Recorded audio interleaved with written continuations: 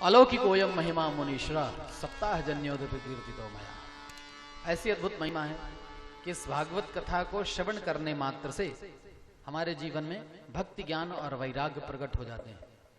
Bonus भी मिलता है। भक्ति ज्ञान वैराग्य तो प्रकट होते हैं, बोनस भी मिलता है। बोनस क्या मिलता है?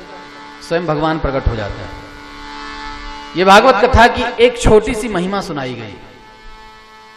कहा प्रभु आपने कहा कि इस कथा को सुनकर के लोग पवित्र हो जाते हैं। कौन पवित्र होता है?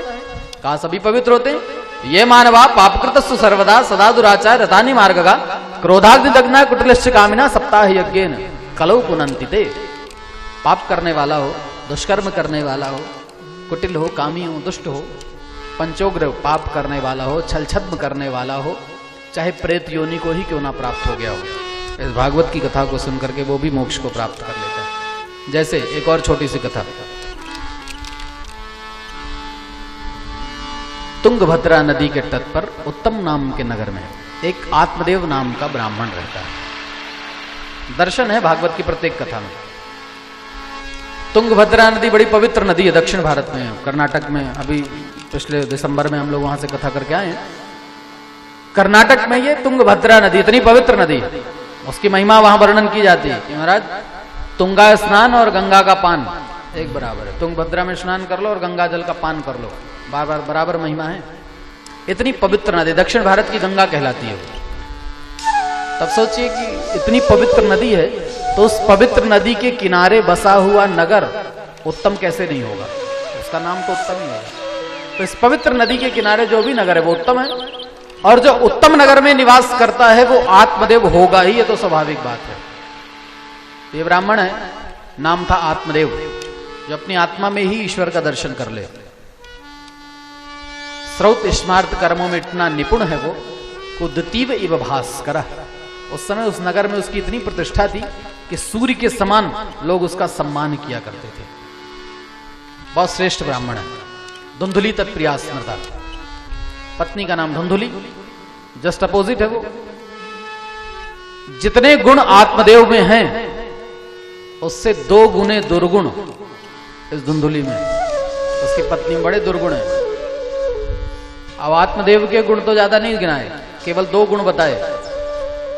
श्रौत स्मार्त कर्मों में निपुण है, माने कर्मकांड भी करता है और भक्ति रस का भी आनंद है। कहा ना, दोनों चीजें एक साथ बहुत कम मिलती, कभी कभी कहीं मिलती।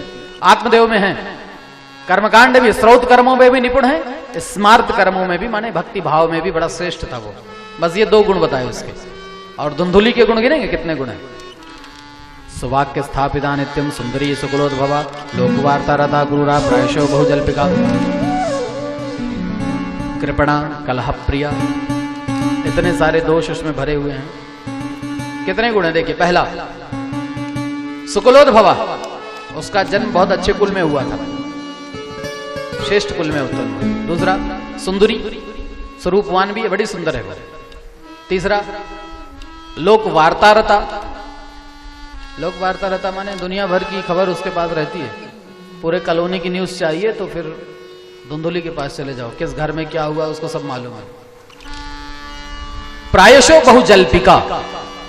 बहुजल्पिका माने बहुत ज्यादा बोलती थी। जब सो के उठती थी तब से बोलना शुरू हो जाती थी, और जब तक सो ना जाए रात को तब तक बराबर कंटिन्यू उसका मुंह चलता था, बोलती रहती थी। ज्यादा बोलने वाला व्यक्ति ठीक नहीं होता, गंभीर होना चाहिए। भगवान का लक्षण है सामुद्र गांभीर्यम।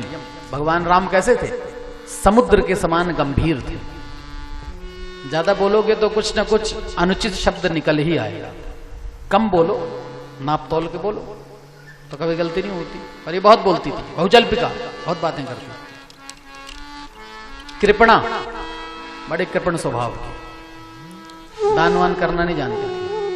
शूरा चह गृह कृतेषु, घर का काम करने में बड़ी निपुण थी। ऐसा नहीं था कि काम कुछ नहीं करे, अकेले ही पूरा घर का काम निपटा दे। लेकिन कृपण बहुत थी, कंजूस बहुत है। कलह प्रिया, लड़ाई झगड़ा बहुत पसंद है। कहीं लड़ाई झगड़ा हो पहला नंबर इसका होता था। पर आत्मदेव ऐसी भी पत्नी प्राप्त करके बड़े प्रसन्न थे। भगवान का रोज धन्यवाद किया करते थे, प्रभु आपने बड़ी कृपा की जो धुंधुली जैसी पत्नी दी। कितना आनंद है प्रभु कि रोज सुबह पहले सो के उठो और झगड़ा कर लो, दिन भर के लिए बोल चाल बंद है, बस माला लेकर के जपते रहो, कोई डिस्टर्बेंस नहीं होता महाराज। ऐसी पत्नी दी तो भजन करने का इतना समय मिलता है। कहीं अच्छी दे दी होती तो कोई भजन वजन करने का मौका नहीं मिलता। प्रभु बड़ी कृपा की। संत तो ऐसे होते हैं कि जाई विधि राखे राम ताई विधि रही, जैसा दिया उसी में आनंद है। वो जीवन में कोई कष्ट नहीं है, बड़े प्रसन्न है। लेकिन धीरे धीरे अवस्था बढ़ी, अवस्था के अनुसार जीवन में एक कष्ट आ गया उनके। न पुत्री ना पिवा पुत्रो सोच चिंता तुरो वशम। संतान से हीन हो गए, न पुत्र न पुत्री। दुखी होकर के एक दिन घर छोड़ दिया, सोचा आत्महत्या कर लूं। आत्महत्या करने के लिए सरोवर के किनारे जाके बैठ गए। अब सोच रहे हैं आत्महत्या करूं कि नहीं करूं। देखो जो ज्ञानी होता है ना, वो कभी आत्महत्या जैसे विचार अपने मन में नहीं ला सकता, इसलिए सोच रहा है। ज्ञानियों का ये लक्षण होता है कि वो शुभ काम करने के लिए कभी सोचते नहीं है और अशुभ काम को बिना सोचे विचारे करते भी नहीं है। ये लक्षण होता है। कोई भी शुभ काम का संकल्प जब मन में आ जाए ना, तो उसको तुरंत कर देना, सोचना मत। यदि शुभ काम का संकल्प आया और आपने विचार कर दिया तो क्या होगा? जैसे अयोध्या में हुआ था, दशरथ जी के मन में आया कि राम का राज्याभिषेक कर दें, तो पहुंच गए वशिष्ठ जी के पास। महाराज राम का राज्याभिषेक करना है, कब करें? वशिष्ठ जी ने कहा अभी कर दो, बेगी विलंब न करिए न साजिए सजे सकल समाज। विलंब करने की जरूरत नहीं, अभी कर दो। दशरथ जी ने कहा महाराज अभी कैसे कर दें, तैयारी नहीं है, रात भर का समय दे दीजिए, कल करेंगे। बस वशिष्ठ जी समझ गए कि अब वो कल नहीं आएगा कभी। यदि शुभ काम को आपने कल पर टाल दिया तो फिर वो कल कभी नहीं आता। एक रात का समय यदि आपने शुभ संकल्प को दे दिया तो मंथरा जरूर आ जाएगी। वो काम तो नहीं होगा पर मंथरा जरूर आएगी विघ्न डालने के लिए। शुभ काम में सोचना मत। शुभ काम का संकल्प मन में आए तो तुरंत कर डालना, और अशुभ काम का संकल्प कभी मन में आए तो उसको एक रात के लिए टाल देना। मान लो कभी आपके मन में विचार आता है कि आत्महत्या कर लें, तब आत्महत्या करने के लिए सोच लेना कि कल करेंगे, आज नहीं करते। रात भर में आपकी बुद्धि पवित्र हो जाएगी, विचार मन से हट जाएगा। अशुभ काम के लिए एक रात का समय दीजिएगा, अशुभ काम के लिए बिल्कुल एक मुहूर्त का भी समय मत देना। तब आत्मदेव को यदि आत्महत्या ही करनी होती तो कब का छलांग लगा चुके होते। सरोवर के किनारे बैठ के सोच रहे हैं क्या करूं क्या ना करूं। इतने में प्रभु ने कृपा कर दी, एक महात्मा जी पहुंच गए। कथम रोदस्य विपत्तम कादे चिंता बलियसी वत्तम सत्रम मह्यम सस्व दुःखर्ष कारणम। क्या बात है ब्राह्मण देवता, क्यों रो रहे हो, क्या दुख है तुम्हें, कारण बताओ। बड़ा दुखी है, क्या बताऊं महाराज। मदीया पूर्वजास्तोयम कबोष्णम उपभुंजते। इतना दुख है कि मेरे द्वारा दिया हुआ जल मेरे पूर्वज गर्म सांसों को लेकर के ग्रहण करते हैं, क्योंकि प्रभु मेरे कोई पुत्र नहीं है। शास्त्रों में लिखा कि पुत्र के बिना मुक्ति नहीं है। ये कष्ट है महाराज मुझे। और ये कष्ट के अलावा यदि मैं बात करूं तो यदि मैं बाजार से कोई फल, ताजा फल खरीद करके ले आऊं और घर में रख दूं तो मेरे द्वारा लाया हुआ फल शीघ्र नष्ट हो जाता, सड़ जाता है। अपने यहां से कोई वृक्ष लगा दूं तो सूख जाए। घर में कोई गाय पालू, सावंध तुमाश्रय, वंध्या हो जाती है प्रभु। तो इतना बड़ा कष्ट कैसे सहन करूं। आत्महत्या करने के विचार से आया था, आप मिल गए हो प्रभु, कृपा करो मुझ पर। देखा इसको तो बड़ा पुत्र का मोह लगा। आत्मदेव किस पुत्र का मोह करते हो? मुंचा ज्ञानम प्रजारूपम। इस पुत्र के मोह को छोड़ दो, ये तो अज्ञानता मोह नरक की ओर ले जाएगा। पुत्र से किस सुख की कल्पना करते हो? आज तक संसार में कोई ऐसा प्राणी हो जिसको पुत्र से सुख मिला हो? पूरे इतिहास में देख लीजिए, पुत्र से किसी को सुख मिला हो? दशरथ जैसे राजा जिनके 4 पुत्र हैं, और पुत्र भी कैसे, राम लक्ष्मण भरत शत्रुघ्न जैसे पुत्र। लेकिन जब मृत्यु हो रही थी तो 4 में से एक भी पुत्र पास में नहीं है, और उसी पुत्र मोह में प्राण त्याग दिए। ये क्या पुत्र का सुख। दशरथ की क्या बात करते हैं। इसी सूर्यवंश में राजा हुआ है सगर।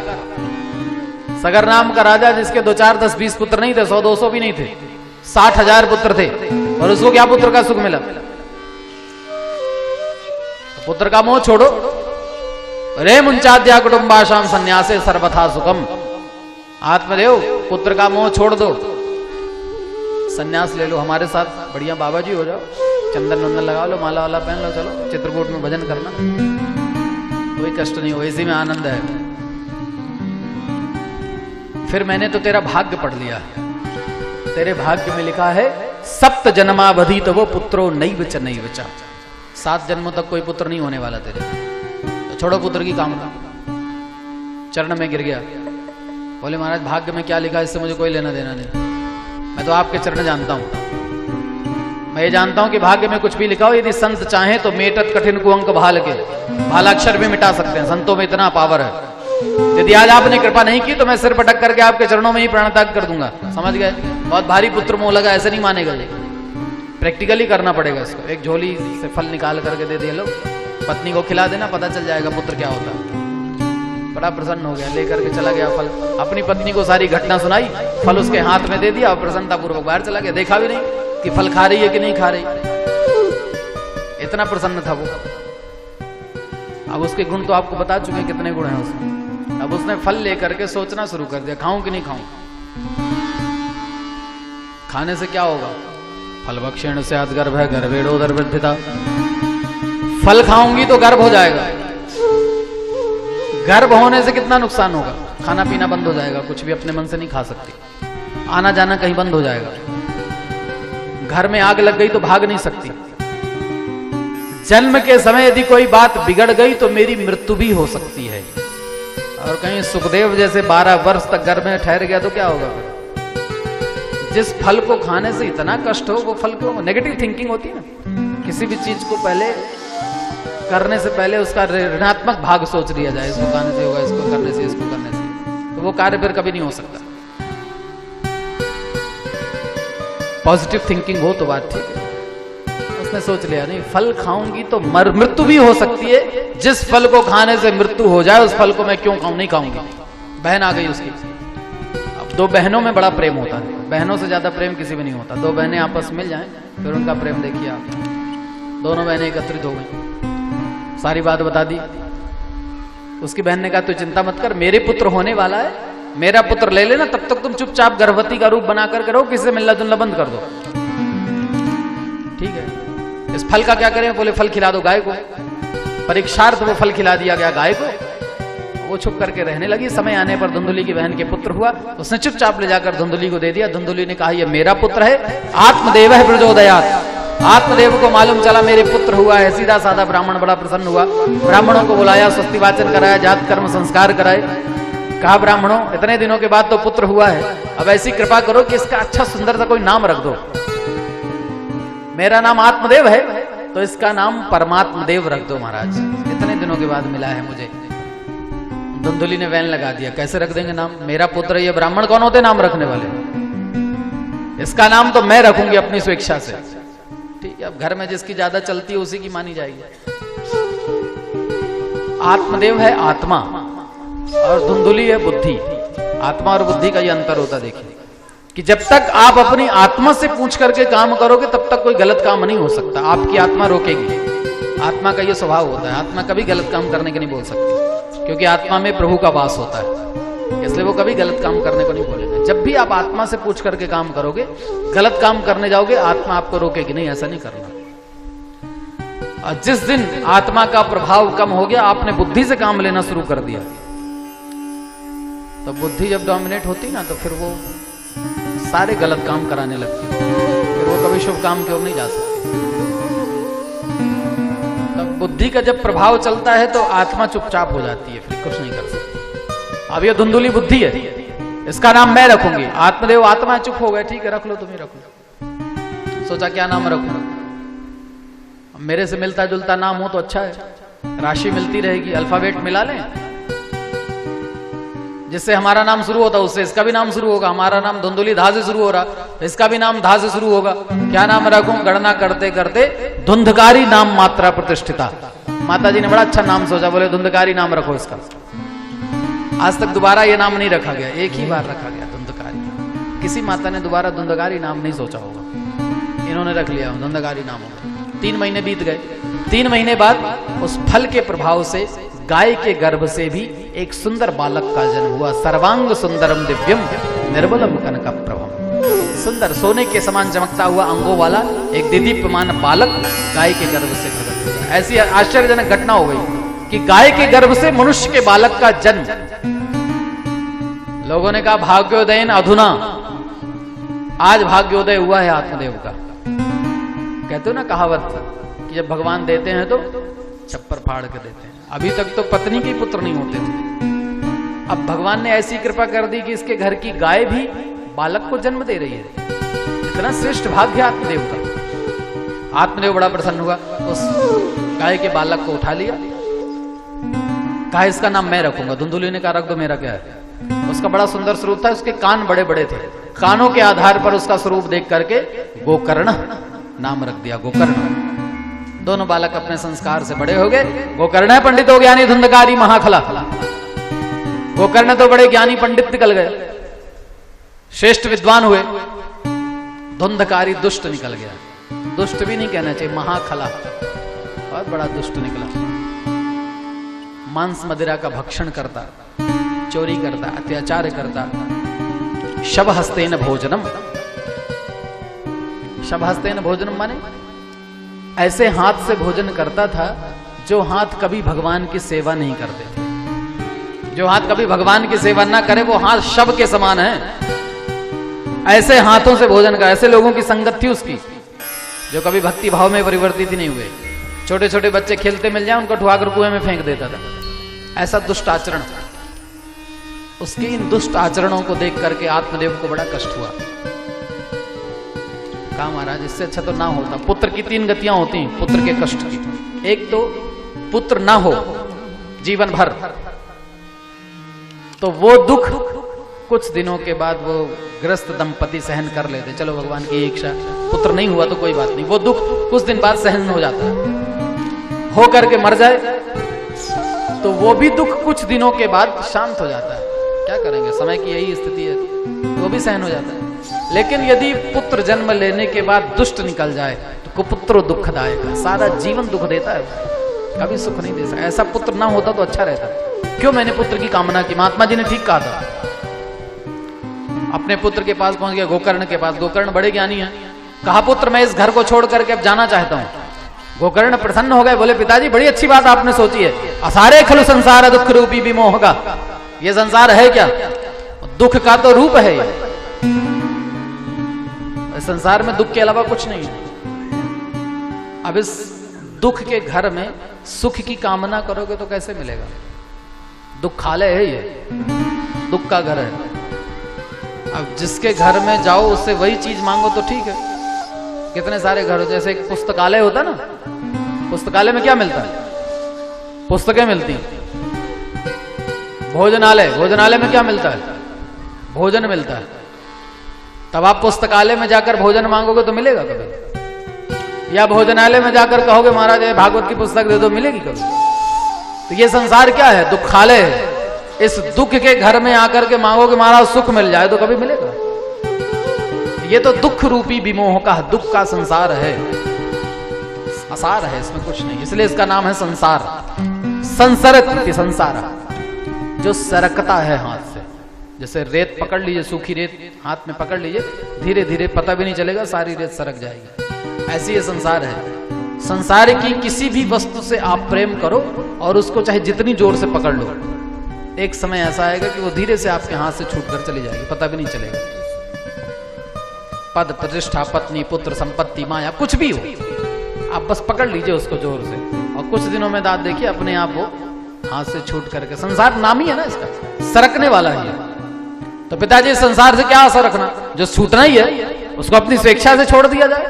यही तो संसार का कल्याण का मार्ग। इससे प्रजा के इस मोह को छोड़ करके भगवान की भक्ति का मार्ग ले लीजिए पिताजी। देहोस्तिमान दुर्देभिमिति त्यजत्वं जाया सुदात सदा ममतां विमुञ्च पश्यन्नि समजगदिदं क्षणभङ्गनिष्ठं वैराग्यरासरसिको भवभक्तिनिष्ठः। पिताजी इस शरीर से क्या आसक्ति करते हो? ये अस्थि मांस मज्जा रक्त का बना हुआ एक पिंड है, इसकी आसक्ति तो कुछ नहीं मिलने वाला। जब तक शरीर के अंदर है तो आसक्ति, और यही तत्व जब शरीर के बाहर निकलते हैं तो घृणा हो जाती।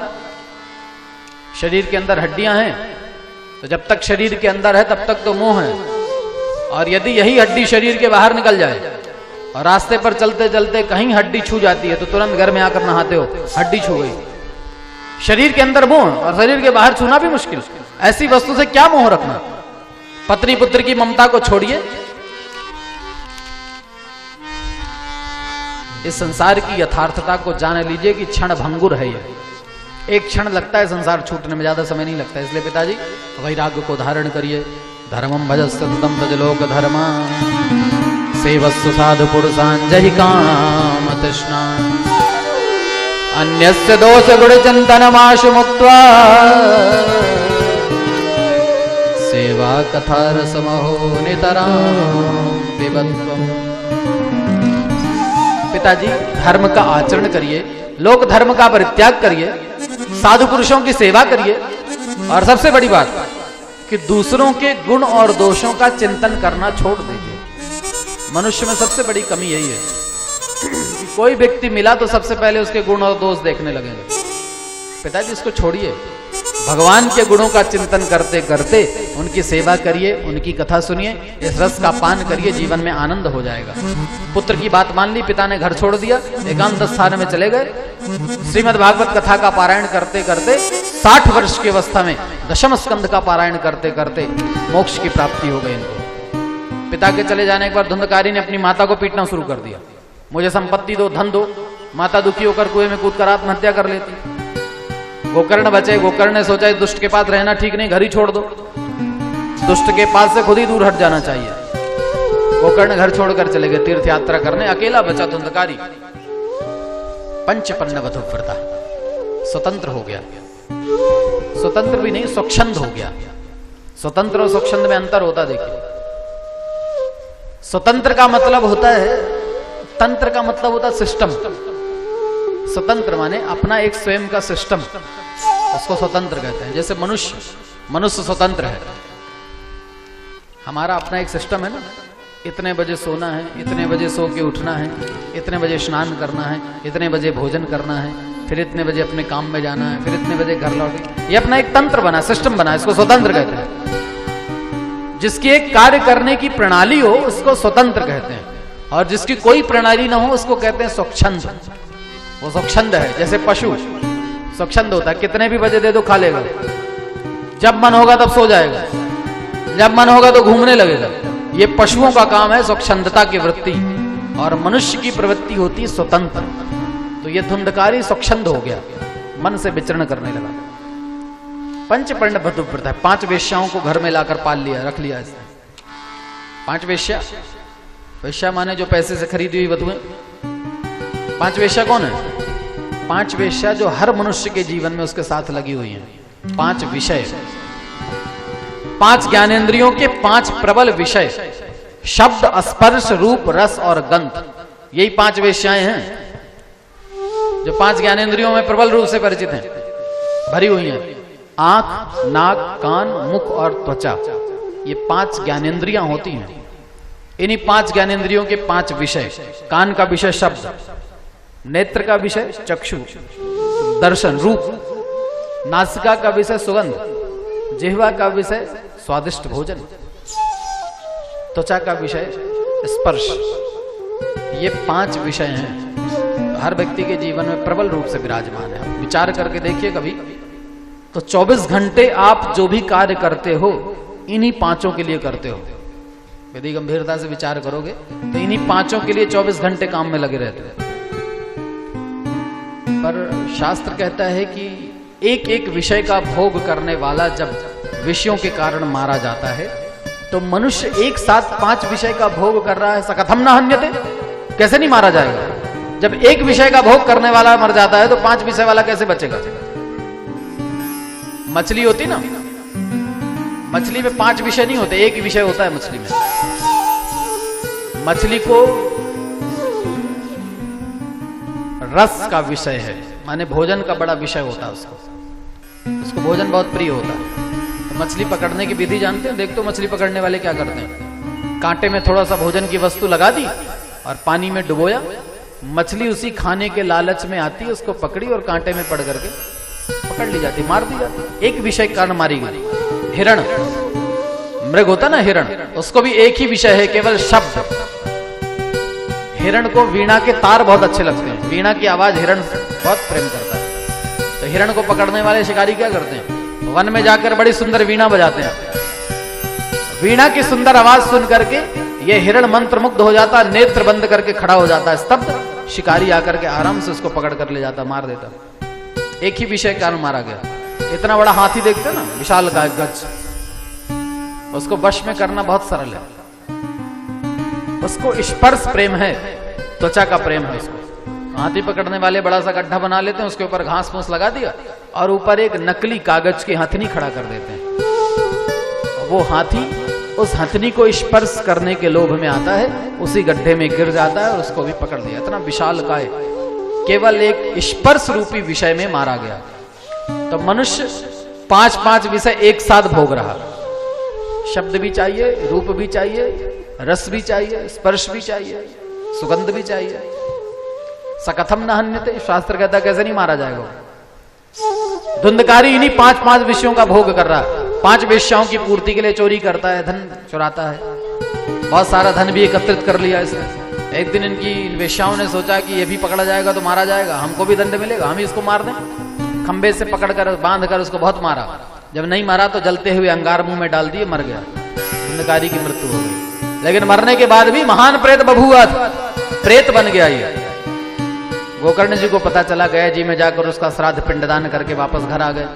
घर में एक दिन शाम के समय अपने आंगन में लेटे हुए धुंधकारी अलग अलग रूप बना के आने लगा। कभी भेड़ बन जाता है, कभी हाथी बन जाता है, कभी पुरुष बन जाता है। समझ गए कोई दुर्गतिक है, ये भटक रहा है। पूछा कौन हो तुम? शब्द नहीं निकला तो मंत्र बोल करके जल के छींटे डाले, शब्द निकला, भैया अम्भ्राता तुदयोस्मि धुंधकारी नामतः, आपका भाई हूं धुंधकारी। अपने किए हुए दोषों के कारण सारा ब्रह्मणत्व नष्ट कर लिया और आज इस अधोगति को प्राप्त हो गया हूं। भैया मेरी मुक्ति का उपाय करिए कुछ। गोकर्ण ने कहा धुंधकारी मैंने तेरे लिए गया में पिंडदान कर दिया। धुंधकारी ने कहा कितनी बार किया? गोकर्ण जी ने कहा कितनी बार किया? शास्त्रों में लिखा कि एक ही बार गया में पिंडदान होता है। एक बार कर दिया। बोले एक बार से क्या होगा? जानते नहीं मैं कितना बड़ा पापी हूं। गया शास्त्रते ना फिर मुक्ति में ना भविष्य। अपने मुख से अपनी प्रशंसा। महाराज एक बार नहीं 100 बार भी गया में पिंडदान करो तो मेरे जैसे पापी की मुक्ति नहीं होने वाली। इतना छोटा पापी नहीं हूं मैं। दूसरा उपाय करिए। गोकर्ण ने कहा दूसरा उपाय मुझे तो नहीं मालूम, सुबह पूछ के बताऊंगा। सुबह ब्राह्मणों को बुलाया, उनका मीटिंग लिया। पूछा भैया गया में जिसका मुक्ति ना हो उसकी मुक्ति कैसे होती है? ब्राह्मणों को भी नहीं मालूम। आखिरकार अपने मंत्र के प्रभाव से भगवान सूर्य की गति को रोक दिया। गोकर्ण जी ने सूर्य भगवान से पूछा गया में जिसकी मुक्ति ना हो उसकी मुक्ति कैसे हो सकती है? सूर्य भगवान ने आदेश कर दिया श्रीमद् भागवतान मुक्ति सप्ताहे वाचनम कुरु। गोकर्ण जी भागवत कथा से मुक्ति होगी, सप्ताह ज्ञान यज्ञ का आयोजन करिए। आदेश मान करके सप्ताह ज्ञान यज्ञ की तैयारी की। सुंदर मंडप बना करके तैयार कर लिया, बैठने की समुचित व्यवस्थाएं कर ली। गोकर्ण जी खुद व्यासपीठ पर बैठ गए कथा सुनाने के लिए। धुंधकारी आ गया, आवाहन किया तो धुंधकारी पहुंच गया। कहां बैठे वो? हमारे आपके जैसे शरीर तो था नहीं कि बैठ जाए। प्रेत क्या होता? हवा का रूप है, वायु है। वायु कहां बैठ सकती है? एक खोखला बांस गड़ा हुआ था 7 गांठों का, उसकी पहली गांठ में आकर के बैठ गया धुंधकारी। सुबह से शाम तक कथा हुई। शाम के समय जब कथा का विश्राम हुआ, आश्चर्यजनक घटना देखी लोगों ने। अपने आप बांस की पहली गांठ फट गई। दूसरे दिन की कथा में दूसरी गांठ फट गई। तीसरे दिन की कथा में तीसरी गांठ, क्रम से गांठ फटती गई। 7वें दिन 7वीं गांठ के फटते ही दिव्य रूप धरो जातस तुलसी दाम मंडिता कांची कलाप रुचरो लसन मुकुट कुंडला। दिव्य रूप को धारण किए, पीताम्बर पहने हुए, किरीट मुकुट कुंडल धारण किए हुए धुंधकारी जी प्रकट हो गए। हाथ जोड़ लिए, प्रणाम किया। धन्या भागवती वार्ता प्रेत पीड़ा विनाशनी। गोकर्ण जी ये भागवत की कथा धन्य है जो प्रेत पीड़ा को दूर कर दे। मैं इस कथा को प्रणाम करता हूं। भगवान का विमान आ गया लेने के लिए। धुंधकारी बैठ गए विमान में। गोकर्ण जी ने विमान रोका और पार्षदों से पूछा भगवान के कि ये भेदभाव कैसे? इतने सारे लोगों ने कथा सुनी, विमान केवल एक, बाकियों का क्या होगा? बोले गोकर्ण जी ये भगवान का भेदभाव नहीं, ये सुनने वालों का भेदभाव है। श्रवणस्य विभेदेने फल भेदोत संस्थिता श्रवणम तु कृतम सर्वे ना तथा मननम कृतम। कथा सुनी तो सबने, लेकिन मनन किसी ने नहीं किया। मनन तो केवल धुंधकारी करते थे। जो कथा सुनाई जाती थी ध्यान से उस कथा को सुनते और कथा के विश्राम के बाद एकांत स्थान में बैठ करके मनन करते थे 1 घंटे, आज क्या क्या कथा सुनाई गई, उसी को मनन करते, रिवीजन करते करते फिर दूसरे दिन कथा में आ जाते हैं। कथा सुनने का ये नियम होता है, कथा पहले श्रवण करो, श्रवण के बाद उसका मनन करो, मनन के बाद उसका निधिध्यासन करो, तो ये कथा हमारे जीवन को लाभ दे सकती है। नहीं तो कथा में बैठना बहुत सरल है, कोई भी आकर बैठ जाओ कथा में, और कथा में आकर बैठो, उसके बाद कोशिश करो कि कथा भी हृदय में आकर के बैठ जाए। कथा बैठाना बहुत मुश्किल होता है, कथा में बैठना तो सरल होता है। नहीं तो कथा को जाने में ज्यादा टाइम नहीं लगता। बड़ी सुंदर व्यवस्था भगवान ने की है, बिल्कुल पैरेलल 2 कान दिए हैं, एक कान से सुनो, दूसरे कान से सीधा बाहर हो जाती है। कोशिश करो कि कथा सीधे न जाने पाए, उसका थोड़ा मार्ग ना डाइवर्ट करिए, उसका जो रास्ता उसको डाइवर्ट करो। 3 रास्ते मिलते हैं जब कथा कान के छिद्र से अंदर जाती है ना, तो उसके 3 डाइवर्शन मिलते हैं। अब 3 में से कहां जा रही है ये ध्यान दीजिएगा। एक तो कान के एक छिद्र से जाए और दूसरे छिद्र से बाहर निकल जाए, कोई मेहनत नहीं करनी पड़ती, बड़ा सरल रास्ता है, कोई टेंशन नहीं होगी, बढ़िया 3 घंटे कथा सुनो, एक कान से बाईपास निकल जाए सीधा। दूसरा, यदि थोड़ा इसका मार्ग परिवर्तित करना है तो कान के एक छिद्र से ये कथा अंदर जाए तो ऊपर की ओर मुड़ जाए। ऊपर की ओर माने बुद्धि में बैठ गई। यदि ये कथा बुद्धि में बैठ गई तो परेशान कर डालेगी। यदि ये भागवत कथा कहीं बुद्धि में प्रवेश कर गई तो तर्क वितर्क इतना आएगा कि फिर घूमते रहोगे, इस भवसागर में तैरते रहोगे, कभी पार नहीं मिलेगा। तीसरा रास्ता, यदि ये कथा कान से प्रवेश करके कहीं नीचे की ओर मुड़ जाए और हृदय में आकर के बैठ जाए तो इसका आनंद है। भवन्ति हृत कर्ण रसायना कथा, ये कथा का रसायन यदि कानों से हृदय में प्रवेश कर जाए तो हृदयस्थ समस्त रोगों को दूर कर देने वाली कथा होती है। इसलिए इस कथा को श्रवण करने के बाद इसका मनन करने का प्रयत्न करना चाहिए। जब कथा में बैठो तो फिर पूर्ण रूप से दृष्टि कथा में रखो। यदि कथा में दृष्टि नहीं होगी तो सुनोगे नहीं, सुनोगे नहीं तो मनन कैसे होगा, और मनन नहीं होगा तो विमान कहां से आएगा। विमान चाहिए तो कथा में दृष्टि रखो, घड़ी में नहीं। बार बार घड़ी देखो, तुम्हारा टाइम हो रहा है, अभी तक कथा क्यों नहीं पूरी हो रही। हम तो इसलिए कहते हैं कि भाई जब कथा में बैठा करो तो कथा में घड़ी लेके मत आया करो, घड़ी घर में उतार करके आया। कथा सुनते समय घड़ी की जरूरत नहीं होती। कहा इस बार तो धुंधकारी ने मनन किया तो उसको लेने के लिए विमान आ गया। अगली बार आप फिर कथा सुनाइएगा गोकर्ण जी, सब सुनेंगे, मनन करेंगे तो सबके लिए विमान आएगा। धुंधकारी तो चले गए। दूसरी बार सावन के महीने में फिर कथा सुनाई गोकर्ण जी ने। इस बार सबने कथा सुनी, सबने मनन किया, तो सबको लेने के लिए प्रभु ने विमान भेज दिया। जैसे पूर्व काल में भगवान राम के साथ सारे अयोध्यावासी विमान पर बैठ करके चले गए थे साकेत, ऐसे ही आज गोकर्ण के साथ पूरे नगरवासी उस विमान पर सवार होकर के भगवान के उस परम धाम को प्रस्थान कर गए। ऐसी ये श्रीमद् भागवत की कथा है कि